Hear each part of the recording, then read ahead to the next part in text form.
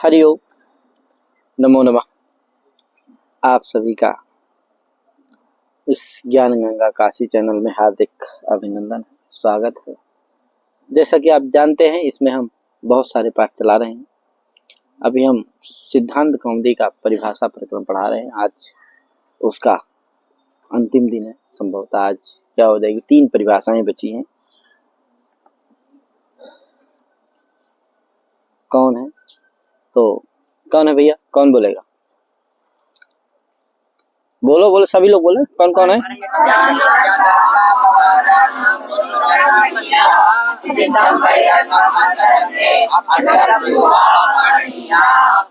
ये क्या है? परिभाषाएं इसमें है कि नहीं?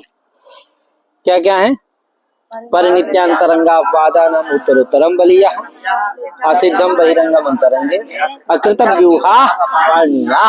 क्या यार, ये परिभाषाएं 3 हैं। क्या यार, 3 परिभाषाएं। अब कहा भैया ये बताइए, उनका हम लोग अर्थ, प्रयोजन आदि जानते। पहली परिभाषा है परिनित्यांतरंगापादानाम उत्तरोत्तरम बलीया। इसमें उत्तरोत्तरम में 2 उत्तर दिख रहा है। एक उत्तर शब्द, फिर एक उत्तर और हो गया, तो उत्तरोत्तर बन गया। यार यहाँ क्या हुआ है? आनपूर्वे द्वे वाच्य वार्तिक है, इससे क्या हो गया है? द्वित्व हो गया है। क्या हो गया है? जिससे क्या हो गया? उत्तरोत्तरम हो गया। ठीक है भैया, है एक उत्तर, उसको क्या हो गया? द्वित्व हो गया। किससे? आनपूर्वे द्वे वाच्य, इस वार्तिक से द्वित्व होकर के क्या बना? उत्तरोत्तरम। और बलिया में क्या हुआ है? बल शब्द से, बलवत शब्द से मतु प्रत्यय होकर के ये सुन प्रत्यय होता है, और ये सुन बिन मत और लुक से मतु का लुक हो जाए करके क्या बनता है? बलिया बनता है। ठीक है, तो उत्तरोत्तरम बलिया। उत्तर उत्तर बलवान होते हैं, समझे कि नहीं? कौन उत्तर उत्तर? जैसे पर, नित्य, अंतरंग, अपवाद, ये 4 हैं। क्या है? 4। कौन कौन? पर, कौन है? 4 हैं। पर से कौन होगा? नित्य। पर से अंतरंग, पर से अपवाद। ये तीनों पर की अपेक्षा ये तीनों बलवान होंगे। क्या यार? पर से नित्य भी बलवान होगा और पर अंतरंग भी होगा, पर से, समझे कि नहीं? फिर आया दूसरा कौन? पर नित्य। नित्य से कौन बलवान होंगे भैया? तो नित्य से कौन होगा? अंतरंग भी बलवान होगा और अपवाद भी बलवान होगा। ठीक है, और फिर आया कौन? पर नित्य अंतरंग आया, तो अंतरंग से कौन बलवान होगा? अपवाद। तो अंतरंग इन दोनों की अपेक्षा बलवान है, और अंतरंग से कौन बलवान है? अपवाद। तो अपवाद जो होता है वो सबसे बलवान होता है, समझे कि नहीं? हाँ, निरवकाशो विधि है कि नहीं? तदा प्राप्ति योग्य चारितार्थम, है कि नहीं? ये अपवाद में बीज है। ठीक है भैया, 4 बात बीज हो, सब बात की बात है। तो ये अपवाद है, जाने रहना है। अब इसका अर्थ कौन बोलेगा? बोलो। पर से नित्य, पर से अंतरंग, पर से अपवाद बलवान होता है। और फिर नित्य से अंतरंग और अपवाद दोनों बलवान होते हैं, अंतरंग से केवल अपवाद बलवान होता है। समझे कि नहीं? पहले परिभाषा बोलो, तब फिर बोलो। पर नित्यांतरंगा अपवादा नाम उत्तरोत्तरम बलिया। यहाँ पर से नित्य भी बलवान होता है, मतलब पर से नित्य होता है, और पर से नित्य क्या होता है? बलवान। हाँ, और पर से अंतरंग भी बलवान होता है, पर से अपवाद भी बलवान होता है, और नित्य से अंतरंग बलवान होता है, और अंतरंग से नित्य से अंतरंग भी बलवान होता है, नित्य से अपवाद भी बलवान होता है, और अंतरंग से अपवाद बलवान होता है, अपवाद शास्त्र बलवान होता है। ठीक है भैया, तो ये इसका सबको लग गया होगा जी। तो इस तरह से इसका उदाहरण है। क्या यार? परार नित्यम यथा तुदति। क्या? परार यथा तुदति। क्या? पर से नित्य बलवान होता है, जैसे तुदति। तुदति में क्या होता है भैया? तुदति।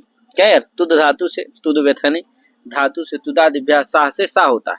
तो देखो तुदति, इस अवस्था में, समझ रहे हो ना? तुद, इस अवस्था में क्या प्राप्त है?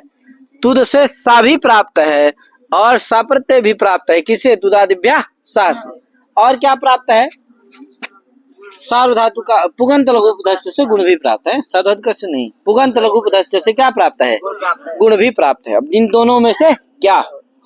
तो देखो,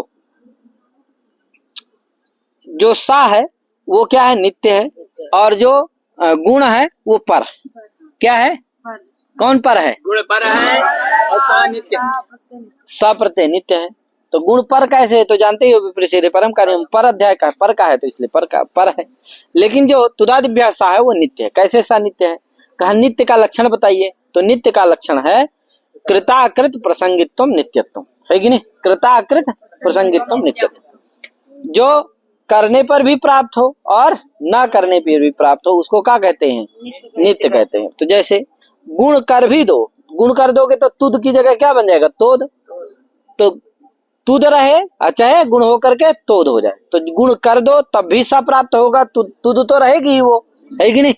एक देश विकृतम अनन्वत न्याय के द्वारा वो क्या रहेगी, तोद भी क्या रहेगी, तुद रहेगी। तो गुण करने के बाद भी सा प्रत्यय प्राप्त है, गुण ना करो तब भी सा प्रत्यय प्राप्त है। इसलिए क्या है, कृताकृत प्रसंगी कौन है, सा।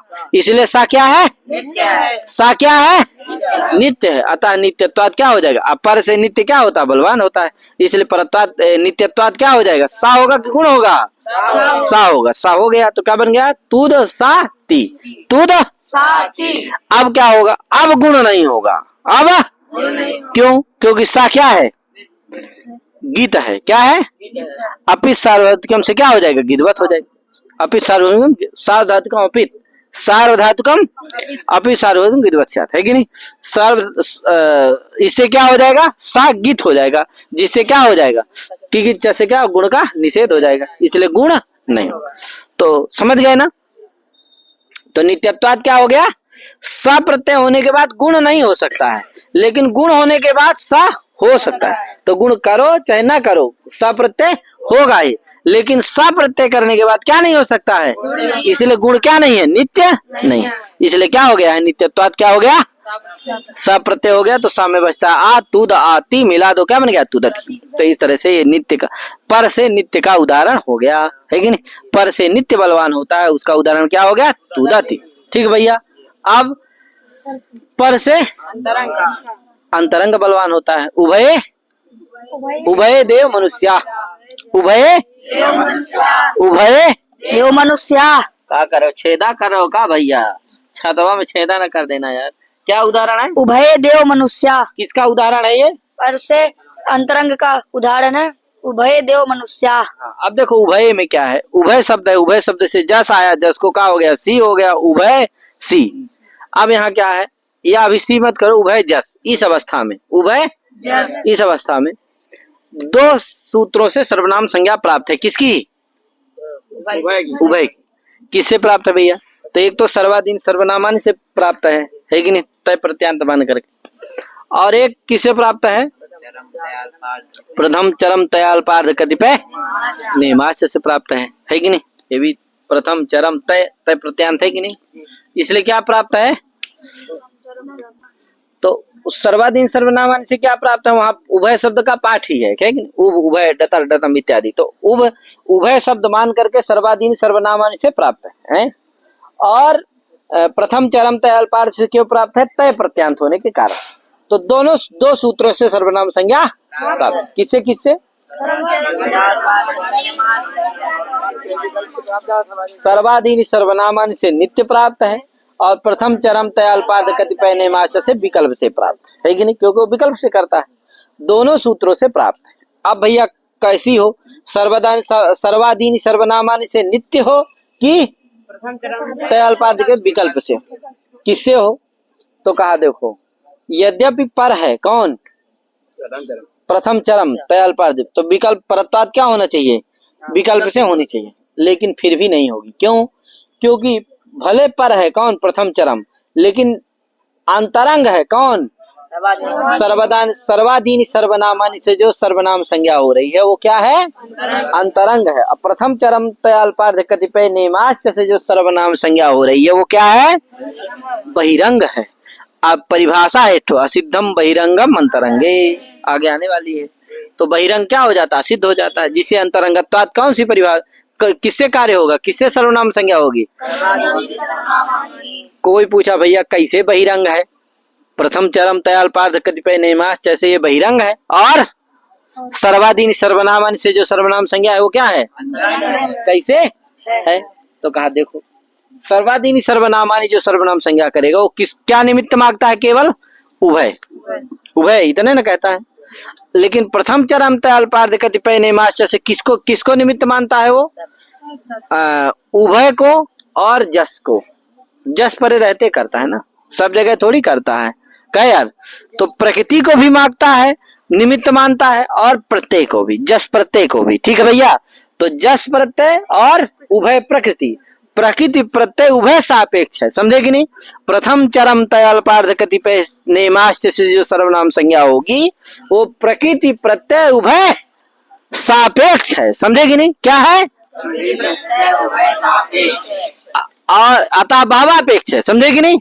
और जो सर्वादीनी सर्वनामानी से सर्वनाम संज्ञा होगी वो मात्र उभय प्रकृति सापेक्ष है, समझे कि नहीं? इसलिए क्या है? अल्पापेक्ष है। तो अल्पापेक्षत्वम अंतरंगत्वम, भावापेक्षत्वम बहिरंगत्वम। तो बहिरंग कौन सी हो गई? प्रथम चरम। अल्पापेक्ष कौन हो गई? इसलिए क्या हो गया? सर्वादीनी सर्वनाम अंतरंग है, अंतरंग है तो अंतरंगत्व क्या होगी? सर्वादीनी सर्वनाम से नित्य सर्वनाम संज्ञा होगी, जिससे क्या बनेगा? उभय देव मनुष्या। क्या नहीं बनेगा? उभया कभी भी नहीं बनेगा। ठीक है भैया, तो ये हो गया क्या? पर से अंतरंग बलवान होता है। कहे भैया, और है पर से अपवाद का उदाहरण है। पर से तो अनेकाल से सर्वस्व और गिच्चा। कहे यार, अनेकाल देखो दधना अस्थित क्षणाम अनंग उदात्ता। कहे यार, अनंग करता है, अनंग क्या? गीता ही ना है। अब देखो जहां जहां गीत होगा वहां अनेकाल से सर्वस्व अनेकाल तो क्या प्राप्त होगा? सर्वादेश प्राप्त ही रहेगा। तो गिच्चा सूत्र क्या हो जाएगा? व्यर्थ हो जाएगा। निरवकाशो विधि अपवाद, इसलिए अपवाद हो गई। अपवाद क्या हो गया? अपवादत्वाद क्या हो गया? गिच्छ सूत्र के द्वारा अंत्यादेश होता है, अंत्य को अनंग आदेश होता है कि नहीं? तो दधि है, दधि में ई को अनंग हो गया, क्या बन गया? दधन। और अलोपन से लोप हो गया आकार का, क्या ददना इत्यादि बन जाता है। क्या यार? ददना ददने ददना ददना ददनो नाम ददनी ददनी है कि नहीं? ददनो दधि इत्यादि बन जाते हैं। रुका यार, आए लगा ना? तो क्या हुआ? किससे? पर से। क्या यार? पर से अपवाद का उदाहरण क्या हो गया? अनेकाल से सर्वस्व और गिच्चा। गिच्चा क्या है? अपवाद है। किसका अपवाद है? अनेकाल से सर्वस्व यद्यपि पर है, लेकिन फिर भी अपवाद कौन है? गिच्चा। इसलिए क्या होता है? गिच्चा के द्वारा अनंग जो गीत है वो अंतिम के ही स्थान पर होता है। कहाँ नहीं होता? संपूर्ण स्थानीय के स्थान पर नहीं। ठीक है भैया, तो ये हो गया किसका? पर से अपवाद का। और अंत नित्य से क्या है? अब नित्य से अंतरंग का भैया, नित्य से अंतरंग का क्या है? ग्रामणिनी कुले। ग्रामणिनी का रूप है, द्विवचन का है, इसीलिए कुले दिया। कुलम कुले कुलानी, है कि नहीं? तो ग्रामणी ग्रामणिनी ग्रामणीनी कहे इत्यादि रूप बनते हैं। अब देखो क्या होगा? ग्रामणिनी कुले, यहाँ क्या होगा? तो देखो ग्रामणी औ है, औ को क्या हो जाता है? सी हो जाता है, ई होता है। ग्रामणी ई क्या? ग्रामणी ई दीर्घ रहता है। क्या है? ग्रामणी ई। ग्रामम नयति यत कुलम तत् ग्रामणी ग्रामणी कुलम, ग्रामणी कुलम हो जाता है। और ये ग्रामणी द्विवचन का रूप है। तो ग्रामणी आगे सी है, क्या है? औ था, औ को क्या हो गया है? सी हो गया है। तो क्या बना? नपुंसकाच्चा सूत्र है। क्या यार? उसे क्या हो जाए? औ को सी हो गया, तो क्या बना? ग्रामणी सी। अब क्या हुआ? ग्रामणी ई। सी में स चला गया, बचा क्या? ग्रामणी ई। अब देखो यहाँ दो चीज प्राप्त है। एक क्या प्राप्त है?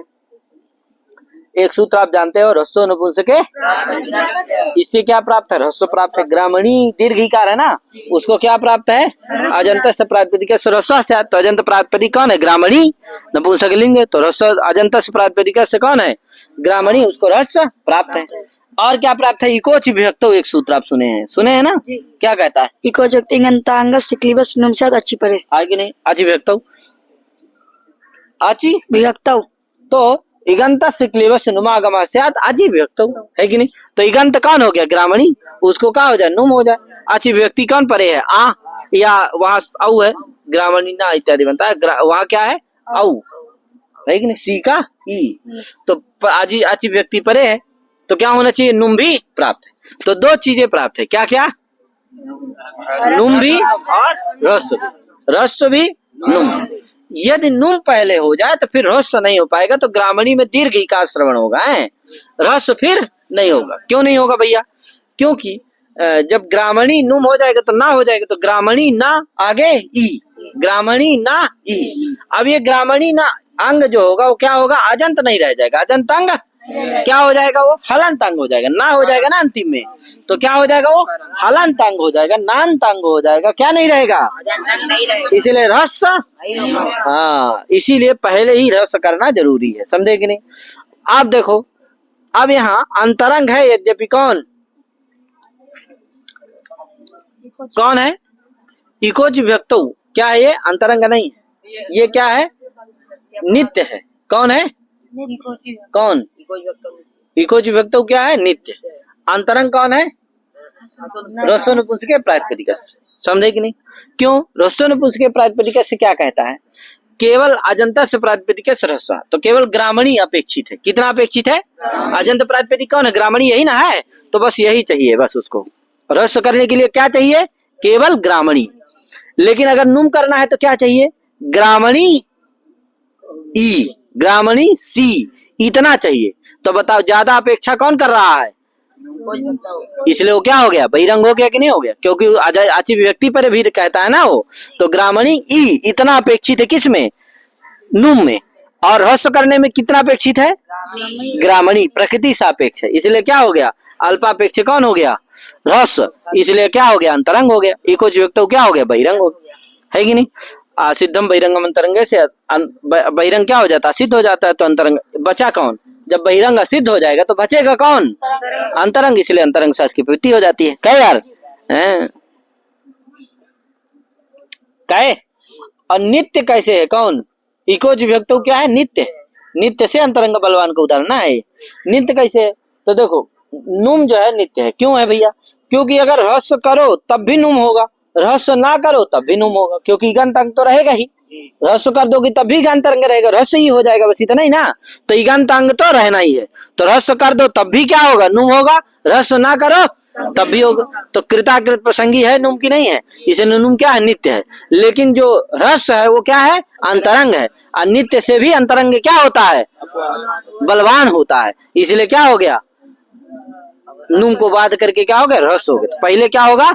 रस्व होगा, फिर ग्रामणी बन जाएगा, फिर नुम होगा, तो ग्रामणी ना, फिर आगे ई मिला दो, ग्रामणी नी। कोई दिक्कत? ग्रामणी नी कुले। कुले, वाह बढ़िया। समझ में आ रहा है कि नहीं आ रहा? समझ में आ रहा भैया? अब आगे अब उदाहरण पूछूंगा मैं, किसका किसका बताया है भैया, याद रखना। और फिर क्या है? अंतरंग से अपवाद का क्या है? दैत्यारी श्रीसा। अंतरंग से अपवाद का क्या है? दैत्यारी। यहाँ क्या होता है? दैत्य धन अरि, श्री धन ईसा, है कि नहीं? यहाँ देखो, दैत्य धन अरि में क्या प्राप्त है? आद गुणा से गुण प्राप्त है। क्या प्राप्त है? ये अंतरंग से अपवाद का उदाहरण है। अंतरंग से भी बलवान होता है कौन? अपवाद। तो इसका उदाहरण दैत्यारी, दैत्य धन अरि। यहाँ क्या प्राप्त है? अरि आ, दैत्य के यकार उत्तरवर्ती यकार, और अरि के आ में क्या प्राप्त है? गुण भी प्राप्त, और आकाश वर्ण से दीर्घ भी प्राप्त है। ठीक है भैया? और आ गुण का भी निमित्त क्या है? आ, दीर्घ का भी निमित्त क्या है? आ, इतना निमित्त है। और श्रीसा यहाँ देख लो, श्री धन ईसा, यहाँ आकाश वर्ण दीर्घ से क्या प्राप्त है? दीर्घ है कि नहीं? और इको एण से क्या प्राप्त है? यण भी प्राप्त है कि नहीं प्राप्त है? तो इको एण से यण भी प्राप्त है, किसमें? ई में, माने ई में ई के परे रहते कहे, और दीर्घ भी प्राप्त है। दोनों प्राप्त है कि नहीं?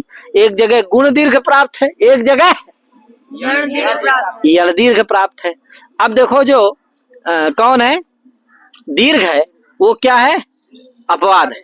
जो गुण है और यण है ये क्या है? अंतरंग है। कोई पूछे भैया कैसे अंतरंग है? यद्यपि ये अंतरंग का उदाहरण ठीक है नहीं, क्या लक्ष्मी टीकाकार ने लिखा कि ये ठीक उदाहरण नहीं, फिर भी बताए दे रहा हूं जैसा लिखा।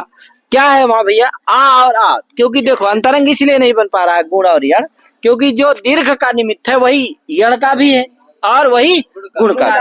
आ ही क्या है, गुण का निमित्त है, और आ ही किसका निमित्त है, दीर्घ का निमित्त है। तो दोनों एक ही निमित्त मान रहे हैं, तो समान ही निमित्तक है, इसलिए कैसे बहिरंग अंतरंग भाव बन सकता है, कहे यार, इसलिए ठीक नहीं।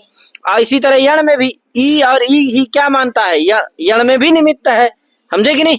अरे ई और ई ही तो निमित्त है यण में, श्री का ई के स्थान में यण होता है, आचपरे रहते, तो आचपरे कौन है, ईसा का ई, तो ई और ई ही निमित्त है किस में, यण में, और वही निमित्त है किस में, दीर्घ में, क्योंकि आंख से सवर्णीयत परे रहते तो वही है। इसलिए क्या है, यहाँ समान निमित्तक होने से यहाँ अंतरंग बहिरंग भाव नहीं बन पाता। फिर भी कोई कहे अर्थ निमित्तक बहिरंग बन जाएगा, क्यों, क्योंकि यण में तो केवल क्या है, आचपरे रहते करता है, गुण में केवल आचपरे चाहिए, दीर्घ के लिए क्या चाहिए, सवर्णाच चाहिए, तो सवर्ण ज्यादा मान रहा है, इसलिए अर्थकृत बहिरंग मान लेंगे। कहे यार जो आद गुणा है और इक्वलिटी है, ये अंतरंग हो जाएंगे, और जो आकाश सवर्ण दीर्घ ये अर्थकृत क्या हो जाएगा, बहिरंग हो जाएगा। तो कहा अर्थकृत बहिरंग भाव अंतरंग बहिरंग नहीं बनता है, अर्थकृत अंतरंग बहिरंग भाव नहीं माना जाता है, इसलिए ये ठीक उदाहरण नहीं। तो इतना जान लो कि कोई बात नहीं, यहाँ अंतरंग और क्या है, फिर आगे और कभी चर्चा करेंगे। तो यहाँ अंतरंग इतना जाने रहो कि अंतरंग और अंतरंग कौन है, यण और गुण, और अपवाद कौन हो गया, क्योंकि जहां भी दीर्घ प्राप्त होगा वहां या तो गुण प्राप्त रहेगा या तो प्राप्त रहेगा, दोनों प्राप्त जरूर रहेंगे, कहे या तो यण या तो दोनों न कोई, दोनों कोई न कोई प्राप्त ही रहेगा। इसलिए क्या है, अब निरवकाशो विधि अपवाद है, इसलिए अपवाद हो गया, अपवाद तो दोनों को बात देगा, ठीक भैया। तो ये हो गया क्या, अंतरंग से अपवाद का उदाहरण, है कि नहीं। अब भाई परिभाषा है असिद्धम बहिरंगम अंतरंगे, परिभाषा क्या है, असिद्धम बहिरंगम अंतरंगे,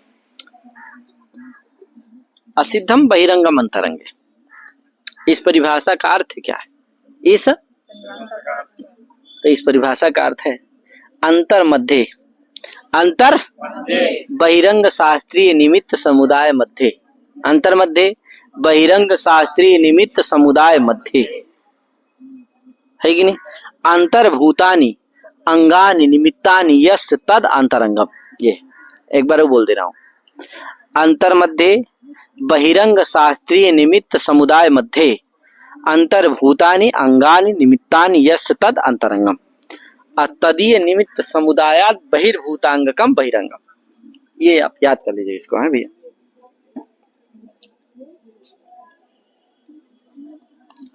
तो अब देखो इसको हम लोग क्या करते हैं, समन्वय करते हैं, कहीं क्या करते हैं, जैसे देखो ग्रामणिना, है कि नहीं, अथवा ग्रामणिनी कुले, अभी बताया हूं वही देख लो, ग्रामणिनी कुले। यहाँ देखो दो विधियां प्राप्त हैं, ग्रामणी ई, औ था, औ को सी हो गया, सी में बचा ई, क्या हुआ, ग्रामणी ई। यहाँ नुम भी प्राप्त है, ह्रस्व भी प्राप्त है, दोनों प्राप्त है। अंतरंग कौन है, ह्रस्व है, कैसे अंतरंग है इसको देखना है, क्या यार। तो अंतर मध्य बहिरंग शास्त्रीय निमित्त समुदाय मध्य, तो देखो बहिरंग शास्त्र कौन हुआ, इकोची विभक्त, बहिरंग शास्त्र कौन हुआ, इकोची विभक्त। तो बहिरंग शास्त्रीय निमित्त समुदाय कौन हुआ, बहिरंग शास्त्र का निमित्त क्या है, तो ग्रामणी और ई, ये निमित्त है, क्यों, क्योंकि कहता है ईगंतांग को नुम होता है, तो ईगंतांग कौन हो गया, ग्रामणी, अचि विभक्ति कौन हो गया, ई, इसलिए उसका बहिरंग शास्त्र का निमित्त क्या हुआ, ग्रामणी ई, ये पूरा निमित्त है कि नहीं है। तो बहिरंग शास्त्रीय निमित्त समुदाय क्या हो गया, पूरा ग्रामणी ई हो गया कि नहीं हो गया। बहिरंग शास्त्रीय निमित्त समुदाय मध्य, उसमें उसके अंदर जिसका निमित्त हो उसको क्या कहेंगे, अंतरंग, अगर उसके बाहर निमित्त हो तो क्या कहेंगे उसको, बहिरंग, समझे कि नहीं। तो उसके अंदर ही निमित्त है किसका, ह्रस्व नपुंसक प्रातिपदिक, उसके अंदर कौन है, ग्रामणी, वो किसका निमित्त है, उसके अंतर्भूतानि निमित्त कौन हो गया, अंतर्भूतम निमित्तम किम अस्ति, ग्रामणी, कस्य निमित्तम अस्ति, अतः अंतर्भूत निमित्त किसका है, ह्रस्व नपुंसक प्रातिपदिक, इसलिए ह्रस्व नपुंसक प्रातिपदिक क्या है, ह्रस्व नपुंसक प्रातिपदिक क्या है। थोड़ा छाला पड़ गए यार, इसीलिए थोड़ा बीच बीच बोलने में कुछ गड़बड़ी हो रही है भैया, कुछ गड़बड़ मत समझना यार, क्या, लेकिन छलबा हो गया तो थोड़ा सा बोलने में क्या हो रही है, दिक्कत हो रही, पर फिर भी हम सोच रहे हैं पाठ में विराम ना हो, पाठ में दिक्कत ना हो, इसलिए क्या कर रहा हूँ, निरंतर धारा प्रवाह रूप से क्या चल रहा है, पाठो चलती प्रचलती, क्या यार, भविष्यति क्या, पाठो चलती प्रचलती, क्या यार। ठीक है भैया, तो हो गया ना। अब चूंकि ऑनलाइन भी लोग मार्क कर रहे हैं, इसलिए क्या कर रहा हूँ, ऑनलाइन भी पढ़ा रहा हूँ, नहीं ऑफलाइन तो हमारा चलता ही रहता। हाँ, तो क्या हुआ, समझ गए ना। अंतर्भूत निमित्त किसका है, रसोनुपुंज के प्रातिपदिक से, इसलिए रसोनुपुंज के प्रातिपदिक क्या है, अंतरंग। अब मान लो हम अंतरंग मान लिए किसको, अभी बहिरंग अभी किसको माने थे, इकोज व्यक्तो, कोई कहते नहीं हम बहिरंग किसको मानेंगे, रसोनुपुंज को, तो कहा मान लो, तो बहिरंग घटाओ, अब नहीं घटेगा, कैसे, इकोज व्यक्तों में नहीं जाएगा अंतरंग का लक्षण, कैसे नहीं जाएगा, देखो बहिरंगत्वेन किसको मान लिया हम, रसोनुपुंज के प्रातिपदिक को, तो बहिरंगत्वेन क्या है, अंतर मध्य बहिरंग शास्त्रीय निमित्त समुदाय क्या हो गया, ग्रामणी, बहिरंग शास्त्र कौन, रसोनुपुंज के प्रातिपदिक, उसका निमित्त क्या है, ग्रामणी, और उसके अंदर थोड़ी निमित्त है किसका, इकोच विभक्तों को, उसके अंदर निमित्त है क्या, अरे उसके बाहर निमित्त है किसका, इकोच विभक्तों को, उसका बाहर कौन हो गया, ग्रामणी से अतिरिक्त ना है कौन, ई, वो निमित्त है किसका, इकोच विभक्तों का, इसलिए अंतर्भूतानि निमित्तानि उसका नहीं रहा, अभी तो बहिर्भूत अंग हो गया, उसका निमित्त हो गया है कि नहीं, इसलिए क्या हो गया, वो बहिरंग हो गया, तो इकोच विभक्तों बहिरंग है और अंतरंग, तो ये लक्षण याद रखना आप, क्या अंतर्भूता अंतर मध्य बहिरंग शास्त्रीय निमित्त समुदाय मध्य अंतर्भूतानि अंगानि निमित्तानि यस्य तद अंतरंगम और तदीय निमित्त समुदायात बहिर्भूतांगकम बहिरंगम, है कि नहीं, तदीय निमित्त समुदाय माने अंतरंग शास्त्रीय निमित्त समुदायात बहिर्भूतांगकम बहिरंगम, यह था अंतरंग शास्त्रीय निमित्त समुदाय कौन हो गया, ग्रामणी, और उससे बहिर्भूत अंग निमित्त किसका है, इकोच विभक्तों का ई निमित्त है, अतः क्या हो गया, इकोच विभक्तों बहिरंग हो गया, समझे कि नहीं, ये पूरी तरह से हमने घटा दिया। तो देखो पर के बलवत्ता में क्या कारण है, विप्रसेदे परम शास्त्रम, है कि नहीं, विप्रसेदे परम कार्य में शास्त्र प्रमाण है कि नहीं, और अंतरंग में क्या है बता ही दिया हूं, क्या वो एक सिद्ध हो जाता है, कौन, बहिरंग क्या हो जाता है, सिद्ध रहता ही नहीं है, तो कौन रहेगा, अंतरंग ही रहता है, वही लग जाता है, अरे जब जो रहेगा वही ना कार्य करेगा। हाँ, अपवाद में क्या है, निरवकाशत्व बीज है, क्या है, निरवकाशत्व बीज, समझे कि नहीं।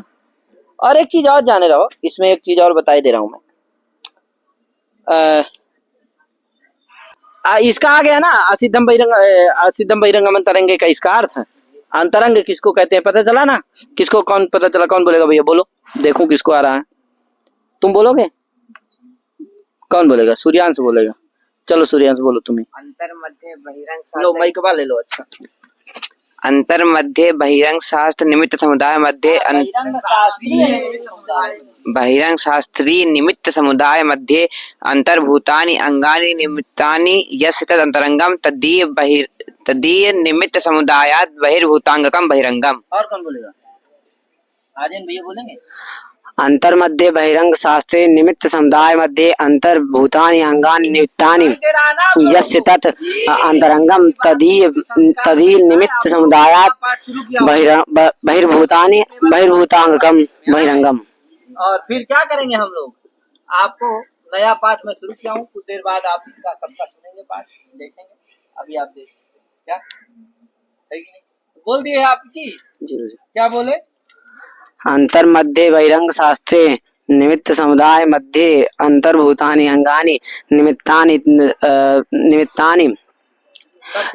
निमित्तानि यस्य तत् अंतरंगम तदीय निमित्त समुदायात बहिर्भूतांगकम बहिरंगम। और बताता हूँ कि अपवादो यद्यन्यत्र चरितार्थस्तरहि अंतरंगेण उत्सर्गेण बाध्यते, है कि नहीं, अंतरंगेण बाध्यते, ये ध्यान रखना, अपवादो यद्यन्यत्र चरितार्थस्तरहि अंतरंगेण बाध्यते, ठीक है, अपवादो कौन बोलेगा, अपवादो यद्यन्यत्र चरितार्थस्तरहि अंतरंगेण बाध्यते, कौन बोलेगा भैया, बोलो बोलो यार, बोलो, अरे बोलो, काहे नहीं बोलोगे, बोलो, गुस्साए हो का, अपवादो यद्यन्यत्र चरितार्थस्, अपवादो यद्यन्यत्र चरितार्थस्, अपवादो ह्यन्यत्र चरितार्थस्य तरहि अंतरंगेण बाध्यते, तरहि अंतरंगेण बाध्यते, तरहि अंतरंगेण बाध्यते। यदि अन्यत्र चरितार्थस् तर्हि अंतरंगेण बाध्यते। अलग अलग करके ऐसे। अपवादो हि अपवादो हि यदि अन्यत्र चरितार्थस् तर्हि अंतरंगेण बाध्यते। अपवादो हि यदि अन्यत्र चरितार्थस्य तरहि अंतरंगेण बाध्यते। ठीक है, ऐसे आगे लगा कि नहीं लगा? याद हुआ हो शिवकांत जी? आपका नाम शिवकांत है ना? क्या नाम है? वाह यार, हाथ उठा दो ऐसा। बम बम बम बम बम। श्रावण चल रहा है यार, बीच बीच बम बम कर लिया करो। महादेव, एक बार हाथ उठा करो। महादेव, हर हर महादेव। ठीक है। हाँ, सावन चल रहा है यार, काशी में बैठे हो, थोड़ा बीच बीच पुण्य कमा लिया करो यार। बाबा बाबा विश्वनाथ, वो भी कैलाश मठ में हम लोग बैठे। कैलाश में भी कैलाशेश्वर महादेव, उसका भी अभिषेक नित्य करता है। कौन? आप सभी। उसमें मुख्य है कौन? इस समय ज्यादा अभिषेक कर रहा है।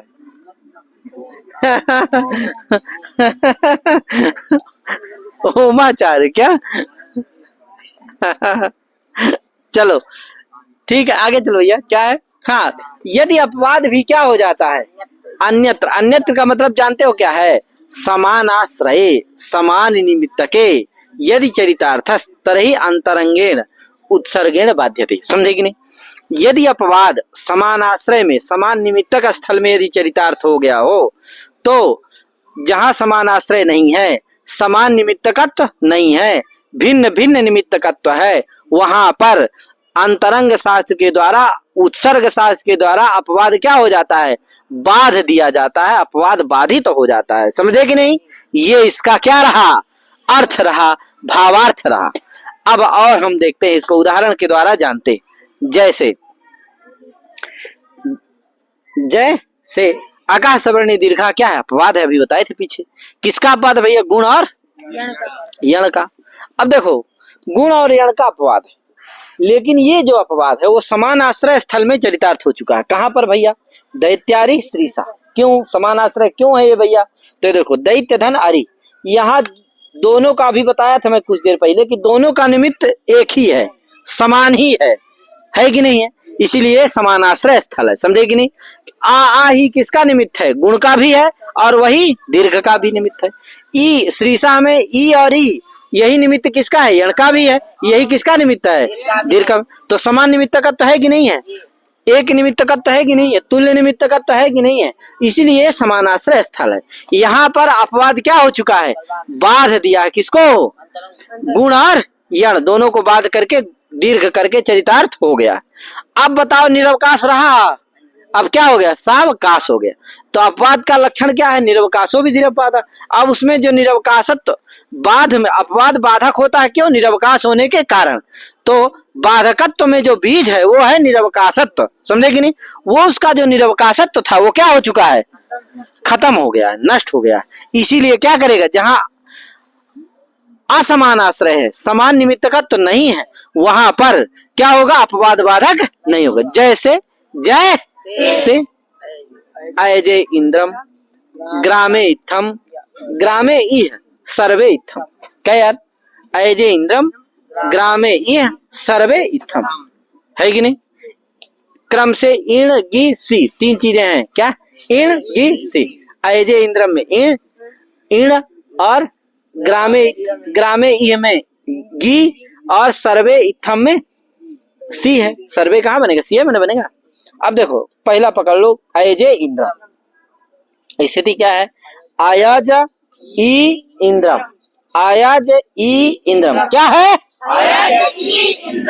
क्या है? हम तीन ठे बताए हैं, पहले तीन प्रयोग बताओ मुझे। क्या? अयजे इंद्रम ग्रामे इह सर्वे इत्थम। अयजे इंद्रम ग्रामे इह, अयजे इंद्रम ग्रामे इह सर्वे इत्थम। अयजे इंद्रम ग्रामे इह सर्वे इत्थम। ठीक है, सर्वे तो बोलिएगा। ओम प्रकाश बोल दे तब हम जानेंगे। हाँ, ओम प्रकाश बोल दे। अयजे इंद्रम ग्रामे इह सर्वे इत्थम। ठीक है यार, तो बोल ही रहे हैं, सब तो ला हो गया, फिर हम बता ही देते हैं क्या यार। अब जब सब क्या कर दे रहे हैं, बोल ही दे रहे हैं तो क्या कर देते हैं, आए बता ही देते हैं। अब देखो अयज इंद्रम, अयज ई इंद्रम क्या है, यहाँ देखो जा और जा का आ है और ई है, किसका ई है, वो इण का ई है। तो आ और ई में क्या प्राप्त है, गुण प्राप्त है, और ई में क्या प्राप्त है, इंद्रम के ई में क्या प्राप्त है, दीर्घ प्राप्त। तो बताओ समान निमित्त का तो है, यहाँ गुण का आ और ई है और दीर्घ का ई और ई है, तो क्या है, समान निमित्त का तो रहा नहीं रहा, भिन्न भिन्न निमित्त का तो हो गया कि नहीं हो गया, समान आश्रय रहा नहीं रहा। इसलिए यहाँ क्या, यहाँ जो समान आश्रय में क्या करेगा, चरितार्थ हो चुका है अपवाद, इसलिए यहाँ पर असमान आश्रय स्थल में, असमान निमित्तक स्थल में क्या करेगा, गुण के द्वारा अंतरंग जो गुण है, उत्सर्ग जो गुण है उसके द्वारा क्या हो जाएगा, बाधित हो जाएगा। कौन, अंतरंग जो गुण है उसके द्वारा बाधित हो जाएगा, कौन, अपवाद, कौन, आकाशवाणी दीर्घ। इसलिए पहले क्या होगा, गुण ही होगा, क्या नहीं होगा, दीर्घ। तो क्या होगा, आ और ई में गुण हो जाएगा, कब, अयजे, आगे इंद्रम है, अयजे इंद्रम, ठीक है ना। गुण क्या है, यहाँ अंतरंग है, दीर्घ क्या है, अपवाद है। क्यों है भैया, क्योंकि देखो अयज ई एक पद है, इंद्रम ये दूसरा पद है, क्या है, गुण के लिए क्या चाहिए, एक ही पद के दो वर्ण चाहिए, कहे यार, अयज ई ये एक पद है, उसमें जो दो वर्ण है, कौन, आ और ई, ये दो चाहिए, किसके लिए, गुण के लिए। तो एक पद घटक वर्णद्वय सापेक्ष है, कौन, गुण।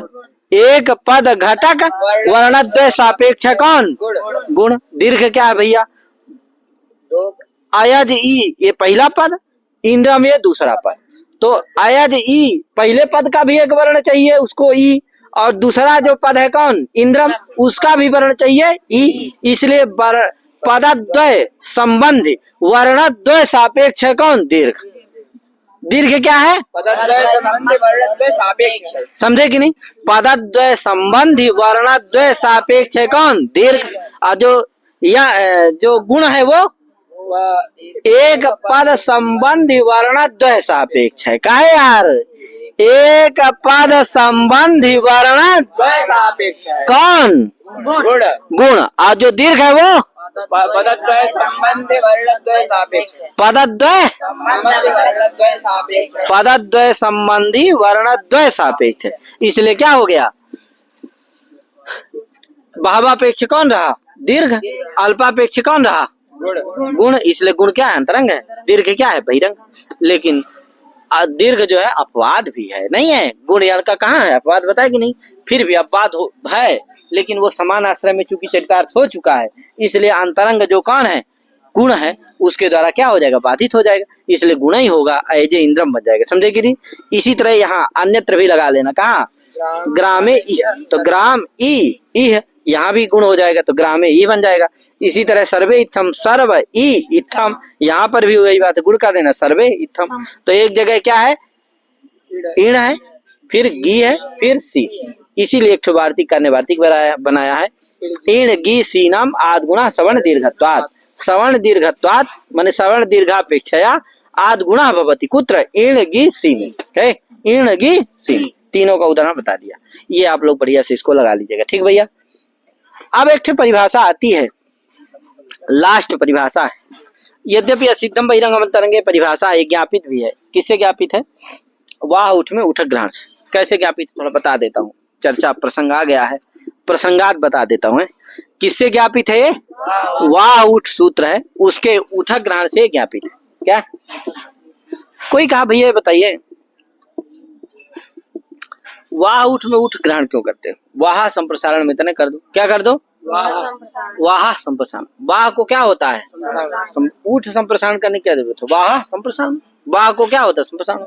तो विश्ववाह है, रुई प्रत्यय होकर के विश्ववाह बनता है, विश्ववाह, विश्ववाह, आगे क्या है, सस है, सस का आस है, कह तभी भाषंज्ञा होगी, विश्ववाह बनता है। तो विश्व वाह सस, विश्ववाह अस। अब यहाँ क्या होगा भैया, वाह, वाह उठ, उठ हटा दिए, वाह संप्रसारण कह दो, तो क्या होता है, संप्रसारण हो जाता है, किसको, वाह में जो वाह है उसको संप्रसारण क्या होगा, वह होगा, ज्ञाना संप्रसारण, है कि नहीं। यण संप्रसारण, यण के स्थान में प्रयुक्त जवान जो ही कुछ प्रश्न क्या होती है, तो यण कौन होगा, उसके स्थान में ई कौन होगा, तो अंतरतम्याद वा को क्या होगा, ऊ होगा, और संप्रसारण से पूर्व रूप हो जाएगा, तो क्या बनेगा, विश्व ऊह, विश्व ऊह हो गया, विश्व ऊह आ गया, विश्व ऊह आगे संप्रसारण से पूर्व कर लेना, तो विश्व ऊह अस।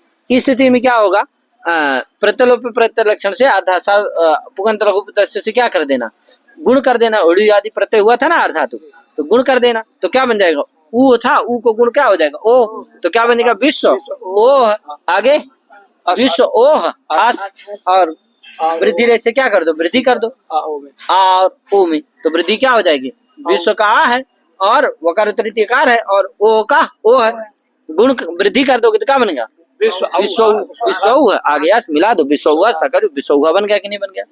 ऊठक ग्रहण क्यों किए, कहे ऊठक ग्रहण के पक्ष में जानते हो क्या होता है, संप्रसारण ऊठ होता है, संप्रसारण से पूर्व रूप हो जाता है, तो विश्व ऊह बन जाता है, क्या बन जाता है, अब यहाँ गुण हो नहीं सकता, यहाँ गुण क्योंकि ऊठ दीर्घ है ना, क्या है दीर्घ पुगंत से लघुपदार्थ गुण होता है, क्या यार, तो इसलिए गुण होगा नहीं, तो एते धत्यूट सूत्र में ऊठ ग्रहण है, उससे ऊठ परे रहते क्या हो जाता है, पूर्व परे के स्थान में वृद्धि एकादेश हो जाता है, जिससे क्या बनता है, विषौघ बन जाता है, समझे कि नहीं।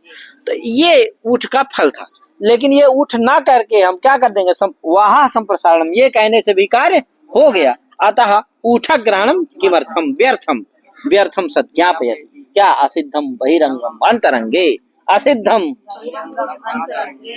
ये परिभाषा ज्ञापन कर दिया। ध्यान रखना, वाह ऊठ सप्ताध्याय का सूत्र है, सप्तमे अध्याय का सूत्र है, इसलिए जो ये परिभाषा है असिद्धम बहिरंगम, ये भी क्या है, सप्तम अध्याय परिभाषा है, इसलिए त्रिपादी में नहीं लगती, कहाँ नहीं लगती, त्रिपाद्या असिद्धत्वात्, परिभाषा ऐसा न प्रवर्तते, त्रिपाद्याम ऐसा परिभाषा न प्रवर्तते, त्रिपाद्या असिद्धत्वात्, है कि नहीं, त्रिपादी में परिभाषा नहीं लगती, त्रिपादी के असिद्ध होने के कारण तो कई पक्ष है उसमें, तो देश पक्ष, कार्यकाल पक्ष आदि कई चीजें, तो जाने रहो, इतना सामान्य है, बता दिया मैंने। अब जब ये परिभाषा ज्ञापित हो जाती तब क्या होता है, कहे यार, जब अब देखो वहा संप्रसारण कह दोगे तो काम चलने वाला नहीं, क्यों नहीं हमारा, क्योंकि बात ये है कि आप कि जब क्या करोगे वहां संप्रसारण करोगे, क्या करोगे, संप्रसारण करोगे, आवाज आ रही होगी ना भैया, तो वहां संप्रसारण करोगे जब, क्या यार आवाज आ रही ना, वहां संप्रसारण करोगे तो क्या होगा, वो होगा, पूर्व कर दोगे तो वाह विश्व वो हो जाएगा, क्या हो जाएगा, विश्व। अब क्या करोगे, आप गुण करोगे, कह रहे हो, क्या करोगे, गुण करोगे, यही ना कह रहे हो, गुण कर नहीं सकते, क्यों, परिभाषा बैठी है, असिद्धम बहिरंगम, वो गुणवा की दृष्टि में जो संप्रसारण हुआ वो सिद्ध हो जाएगा, क्यों, संप्रसारण बहिरंग है, गुण क्या है, अंतरंग है, इसलिए क्या हो जाएगा, संप्रसारण सिद्ध हो जाएगा, वही नहीं मिलेगा तो गुण किसको करोगे, काहे यार, कहा कैसे भैया संप्रसारण बहिरंग है और गुण क्या है, कैसे, कहा देखो संप्रसारण के लिए क्या चाहिए, वाह आगे अस,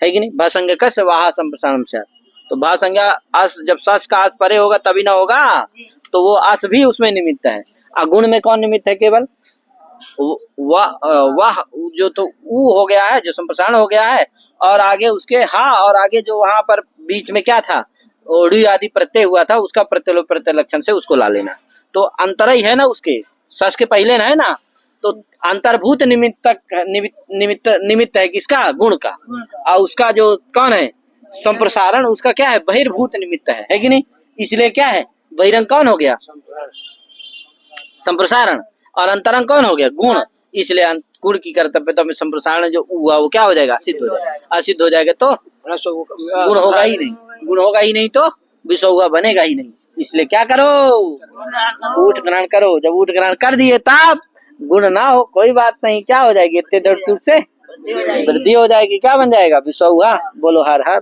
महादेव, आ गया ना, इसीलिए परिभाषा इसी से ऊठक ग्रहण से क्या हुई, ज्ञापित हो गई, कौन, असिद्धम, पता चल गया। अब एक और परिभाषा लास्ट की बची है, कौन सी, बता देना, मन है कि नहीं है, अरे इतने लोग बैठे हो करे बता ही नहीं रहे हो। है मन की नहीं है? है ना मन यार? ये है लगा कि हाँ आए बता देते। ठीक है एक ही बची है, कौन सी? आकृति बड़े जोशीला, बड़े जोश में है यार मेरे छात्र। दिखा दो यार एक बार। मेरे छात्र जो है बड़े जोश में है। क्या आपके जोश को देख करके मेरा भी पढ़ाने का बड़ा मन करता है। क्या वाह वाह वाह, भगवान करे ऐसा ही जोश क्या रहे, बचा रहे। क्या यार ऐसा ही जोश बचा रहे सब में। क्या यार ओम जोश है ना? दिख जाओ, तुम दिखते कम हो, छुप जाते हो। हाँ ये चलो ठीक है आगे पढ़ाते। अकृत व्यूहा क्या है भैया? ये सूत्र जो है ये परिभाषा है। अकृत व्यूहा पानिया माने पानी शिष्या, पानिया माने हम सब क्या है? पानी शिष्य, पानी जी के क्या है? शिष्य। तो पानी शिष्या, पानिया माने अकृत व्यूहा भवन्ति। क्या भवन्ति? अकृता न कृता अकृता, अकृता व्यूहा निश्चय प्रकृति प्रत्यय विवेचनम यईस्ते अकृत व्यूहा। समझे कि नहीं? जो प्रकृति प्रत्यय की विवेचना नहीं करते वो क्या है? अकृत व्यूहा है कि नहीं? अकृत जो प्रकृति प्रत्यय की विवेचन, तो पाणी माने पाणी शिष्या अकृत व्यूहा भवन्ति माने प्रकृति प्रत्यय की विवेचन नहीं करते, सास की प्रवृत्ति नहीं कराते। तो कहा भैया फिर पानी के शिष्य किस बात की? पानी जी ने तो कितना व्याकरण शास्त्र बनाया, सूत्रों को लगाया, जो सूत्रों को लगाते ही नहीं है कि नहीं, प्रवृत्ति ही नहीं कराते, तो क्या मतलब पानी शिष्या? कहा नहीं, कहाँ पर? सब जगह नहीं, कहाँ नहीं करते हैं? निमित्त विनाशे सति। लेकिन जहाँ निमित्त का विनाश संभावित हो वहां पर क्या नहीं करते हैं? सास की प्रवृत्ति नहीं कराते। ठीक है भैया, ऐसे पानी शिष्या भवन्ति। समझ गए कि नहीं? इसी का अर्थ लिखा है निमित्तम विनाशोन्मुखम दृष्ट्वा तत्प्रयुक्तम कार्यम न कुर्वन्ति इत्यर्थ। ये अर्थ कर दिया। किसका अर्थ है ये? अकृत व्यूहा पाणिया। समझे कि नहीं? कि निमित्त कहा जहाँ विनाश संभावित हो वहां पर पहले से ही शास्त्र को नहीं लगाते, है कि नहीं? है? अंतरंग के निमित्त का पश्चात जहाँ क्या हो? विनाश संभावित हो बहिरंग शास्त्र के द्वारा, वहां क्या नहीं लगाते? अंतरंग शास्त्र को पहले ही नहीं लगाते। समझे कि नहीं? कहा उदाहरण ब्रूहि, उदाहरण बोलिए। कहे तो देखो सेदुषा प्रयोग क्या है? सेदुषा। सेदुषा में क्या होता है? सेद वस अस। क्या? सेद वस अस। क्या? सेद है, लिट लकार हो गया, कोसु से क्या हो गया? कोसु हो गया। कोसु में क्या बचा? वस बचा। तो सेद वस आ गया, क्या हो गया? सस का अस। तो सेद वस अस। क्या? अब यहाँ क्या करना है? वसो वसवंतस भस संप्रसारणम स्यात्। इससे क्या प्राप्त है? संप्रसारण भी प्राप्त है। और आर्धातु का सेड बलादे, इससे ईटागम भी प्राप्त है। वस क्या है? आर्धातुक है, बलादी आर्धातुक है, इसलिए ईटागम भी प्राप्त है। अब क्या हो भैया? तो देखो अगर अंतरंग है कौन? ईटागम। संप्रसारण तो बहिरंग है, क्योंकि भस्वंतस वस्य संप्रसारण से, तो भा संज्ञक भी चाहिए। तो भा के लिए क्या चाहिए? वहां तक जाना पड़ेगा। कहाँ तक? सस के अस तक जाना पड़ेगा। और संप्रसारण ईट के लिए तो केवल वसई तक जाना है। क्या यार? आज तक नहीं जाना, इसलिए ईट क्या है? अंतरंग है। और जो संप्रसारण है वो क्या है? बहिरंग है। तो अंतरंगत्वाद क्या हो जाना चाहिए? ईट होना चाहिए, लेकिन नहीं होगा। क्यों लगती है परिभाषा? कौन? अकृत व्यूहा निमित्तम विनाशोन्मुखात्। अब आगे बताओ, अगर ईट हो भी जाए तब भी आगे क्या है? वसो संप्रसारण से संप्रसारण हो जाएगा, संप्रसारण हो जाएगा। वस को तो क्या हो जाएगा? वा को क्या हो जाएगा? ऊ हो जाएगा। तो बलादी रह जाएगा। बलादी तो क्या हो जाएगा? विलेश नष्ट हो जाएगा। तो बलादित तो आगे क्या है? नष्ट होने वाला है कि नहीं है? अंतरंग का जो निमित्त है क्या? बलादित्व, वो क्या है? उसका विनाश संभावित है कि नहीं है संप्रसारण के बाद। इसलिए पहले ही अंतरंग शास्त्र की प्रवृत्ति नहीं कराते, इसलिए पहले ही ईट नहीं होगा। अन्यथा ईट हो जाएगा तो संप्रसारण के बाद भी उस ईट का श्रवण होगा, है कि नहीं? जात संस्कारो न निवर्तते। तो ईट का श्रवण होने लगेगा। इसलिए क्या है, जब हम ये कह दिए कि निमित्तम विनाशोन्मुखम दृष्ट्वा तत्प्रयुक्तम कार्यम न कुर्वन्ति, तो निमित्त क्या है, बलादित्य जो अर्धधातु का शेर बलादे, ईट का निमित्त जो बलादित्य है वो संप्रसारण के द्वारा आगे क्या है, नश्य नंक्षमान है, नक्षमान है। इसलिए क्या नहीं होगा, पहले ही क्या नहीं होगा, ईट नहीं होगा। नहीं होगा तो क्या रहेगा, सेद वश रहेगा और फिर संप्रसारण हो जाएगा और पूर्व रूप हो जाएगा। सेद वश था, वा को संप्रसारण उ हो गया, पूर्व रूप हो गया, सेद उस हो गया, मिला दो सेदुस हो गया, आगे अस है सेदुसस हो गया और साकारुत विसर्ग हो गया, क्या बस सेदुसा। कोई दिक्कत, तो ये है क्या, अकृतव्यूहा पाणी है कि नहीं। ये इसका कुछ लोग कहते हैं कि नहीं, कार्य हो जाता है फिर उसकी निवृत्ति हो जाती है। कृतम अपि कार्यम निवर्तयन्ति, ऐसा परिभाषा। क्या परिभाषा पढ़ते हैं, कृतम अपि कार्यम निमित्तम, है कि नहीं। निमित्ता पाए नैमित्तिकस्याप्य पाया, है कि नहीं। तो इत्यादि माने कृतम अपि कार्यम निवर्तयन्ति, पहले कार्य कर देते हैं, ईट को पहले कर देंगे, फिर जब उसका निमित्त बलादित्य नष्ट हो जाएगा तो ईट की भी निवृत्ति कर देंगे। ऐसी भी कुछ लोग परिभाषा पढ़ते, जो कि ठीक नहीं। क्यों, प्रक्षालनाद्धि पंकज दूरात स्पर्शनम बरम, है कि नहीं। इस समय बरसात का समय चल रहा है, कीचड़ पड़ा है रास्ते के बाहर। अब आप कहो कि नहीं भाई हम जाते हैं, पहले कीचड़ में क्या डालेंगे, पैर डालेंगे, गंदा होगा, फिर पानी भरा है बगल में तो हम क्या कर लेंगे, धुल लेंगे। तो इसकी अपेक्षा क्या मत करो, इसकी अपेक्षा क्या श्रेष्ठ है, पैरे मत डालो।